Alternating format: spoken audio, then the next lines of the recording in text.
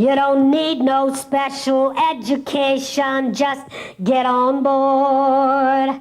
You don't need no fancy certification, just get on board. You don't gotta have a perfect pedigree or be a member of high society. All you've gotta do is get on board. Get on board this train to freedom. Get on board. Get on board this train to freedom. Get on board. Now you can walk onto this train to freedom. Get on board. And you can roll onto this train to freedom. Get on board. And you can crawl onto this train to freedom. All you gotta do is grab hold and get aboard. Hello, I'm Cheryl, and I'm here today because I want to tell you a story that I think's incredible. It's about a revolutionary idea, self-advocacy, an idea that's grown into a worldwide movement of and by people with developmental disabilities and their allies, a movement that's changing the lives of thousands and thousands of people for the better. Self-advocacy. It's a simple idea. It means advocating for yourself. It means insisting that you have rights and being willing to fight for them. All of us want to be able to make our own decisions based on what we think and feel is best for us. But for those of us with disabilities, far too often decisions affecting our lives are made by others, by parents or by professionals, people who think they know what's best for us, people who speak for us and about us, but without us. Self-advocacy says, that is not the way it should be, because we are our own best advocate. We are the true experts about what we want and need in life. Why, that's just common sense. The self-advocacy movement consists of people who have a disability, learning how to speak out for themselves. Self-advocacy, the way I see it, is a quality of life issue. It is to tell these people that they have choices, the community belongs to them to the best of their ability. For many people, self-advocacy is a term of powerful personal identity.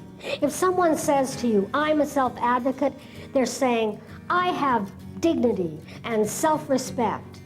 I am your equal, and I expect that you will treat me as your equal. Tell me, are we people first? Yeah. What? For too many years, society has kept handicapped people in the closet.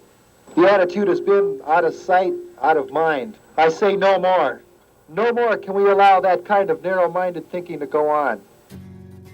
Although I embrace all of the goals and principles of self-advocacy, that's not my own personal identity. I have never been labeled mentally retarded or learning disabled, as many self-advocates have, but because of my extravagant differences, I have faced prejudice.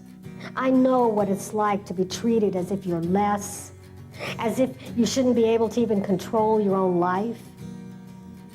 My personal identity is disability rights activist, and I'm an ally to self-advocates everywhere, because I know that if your rights are not protected, then my rights are not protected. And if my rights aren't protected, then yours aren't going to be either. We're fighting for the same things: freedom, equality, and justice for all of our people. And I think the best way that we're going to accomplish what we want to is if we all get on board together. We're making great progress. Today, thousands of people identify as self-advocates, but that hasn't always been the case. In the not-too-distant past, parents and professionals made all the decisions: what to wear, what to eat, what to do, who to do it with, even where to live and die. In the past, my number was 3328 before they opened my records and used my name. And that they're not just me, they do it to a lot of people in the institutions. Before self-advocacy, most people with disabilities were imprisoned in institutions or kept quietly at home. No choices, no community. In order to survive, most people just took what they were given and did the best they could. Your son's a special problem. But decent care for your boy doesn't have to cost a fortune. Let me tell you about a fine state institution that's doing a good job.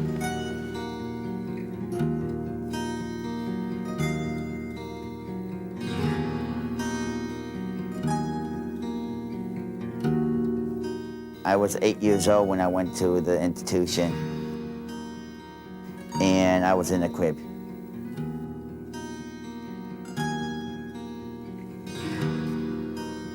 When you see the experts, when you see the doctors, the directors, social workers, they say, well, can I have 3328 come in? And you walk in and you see all these experts, big giants. They look like giants to me when I was 7 years old. Some of the faces look like they can take my head off, and I was very, very skilled. Throughout time, there have been ideas about disability that have influenced how people with disabilities are treated. These ideas are called models. Now, two of the models that have had the most influence and are still making it really hard for us to be treated as equals are the moral model and the medical model. Both of these models say that disability is bad. Disability is something gone wrong. The moral model says that if you have a disability, you must have committed some terrible sin and you're being punished by God. Of course, if you're such a corrupt being, then you must be locked away, hidden, punished, maybe even killed. Of course, the flip side is that you're not being punished, you're chosen. You're divine, special. Either way, you're not just a regular person and you don't get to live in the community. Now, the medical model says that if you have a disability, you've got something wrong with your body. You're either sick and you need to be cured, or you're broken and you need to be fixed. Either way, you're not just a regular person, you're this thing called disability. And it's as if everything about you is made invisible. Nothing else matters at all except the disability. We are carrying on research from which we hope to discover the causes and thereby the cure and prevention of mental retardation. Cure and prevention, cure and prevention, cure, cure, cure, cure, cure. Now, obviously, I am not a fan of either of these models because they both mean that I am not going to be accepted for all of who I am, just as I am. Both models say that if I want to be accepted in the world, if I want to be able to be part of the world, well, then I have to do everything I can to try to make it seem as if I don't have a disability. I'm supposed to hide my disability or disguise it, and in every way that I possibly can, try to overcome it. God, what a waste of time and energy. In the 1930s and 40s, we had a president, Franklin Delano Roosevelt, who was disabled from polio and used a wheelchair. Every time this great man went out in public, he had to hide who he was just so he could do his job. He had people lifting him up and holding him up so it'd make it seem as if he was walking to the podium to speak. They painted his leg braces black so that they'd blend in with the black socks and the black pants. And all the press people got together and they agreed that they would never show the president as he really was. Only 2 photographs exist showing President Roosevelt sitting in his wheelchair. They were afraid that if people saw the president as disabled, that they'd lose confidence in him, that they wouldn't believe that he had the power or the strength or wasn't capable of doing the hard work of being president. Can you imagine what it was like for this great man to have to spend so much of his time and energy pretending to be able-bodied just so he could do his work? How humiliating. And how exhausting. Fortunately, the moral and medical models that say disability is bad aren't the only ideas we have about disability. We also have the minority group model that grew out of the civil rights struggles of the 1950s, 60s, and 70s. Now, instead of saying that there's something wrong with you or that you're bad, the minority group model says that there's something wrong with society. If all the people in a society aren't being treated equally, then the society is wrong, and it's the society that has to change. This was such a radical idea because for the first time, people weren't stuck seeing themselves as an individual victim with a problem. They were able to see themselves as part of a larger group, and then they could join together with others and fight for change, fight for a common cause. And they discovered that when they worked together, they had a lot more power than when they were working alone. What blows my mind is how often great social and political movements get started with a simple idea. Just like self-advocacy got started with the simple idea that we should speak for ourselves and make our own decisions. We want to be heard. In the 1950s, the civil rights movement got its kickstart when one ordinary black woman, Rosa Parks, decided not to move to the back of the bus. This simple act of self-respect and defiance sparked the imagination of oppressed peoples everywhere.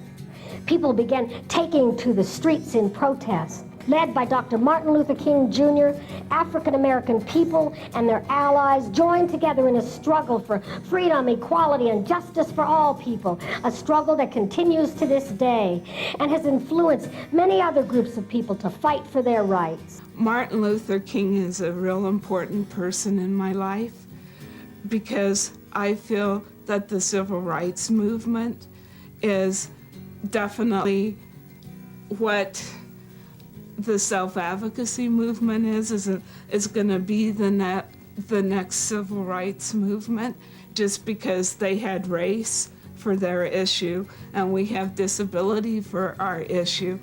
I still think that, you know, the issues are very much interconnected. I have a dream that one day this nation will rise up and live out the true meaning of its creed.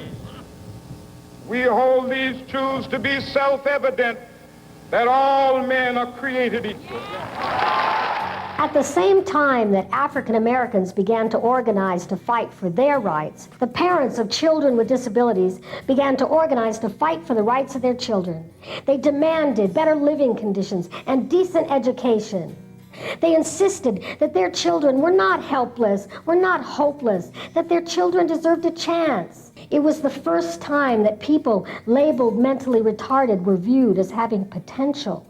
The first time that they were thought of as a people whose rights were being denied. The parents' movement was a grassroots movement like the African American struggle for civil rights. African Americans fought to end segregation based on race. Parents of children with disabilities fought to end segregation based on disability. Both organized to change legislation and to challenge old ideas. Throughout the 1960s, more and more groups of people began to get together to fight for their rights. African Americans continued their marches and their protests, saying, "I'm black and I'm proud, freedom, equality, and justice for all." Martin Luther King said that each of us is great because each has something to contribute. Women organized, coming forward to demand equal pay and an end to discrimination based on gender.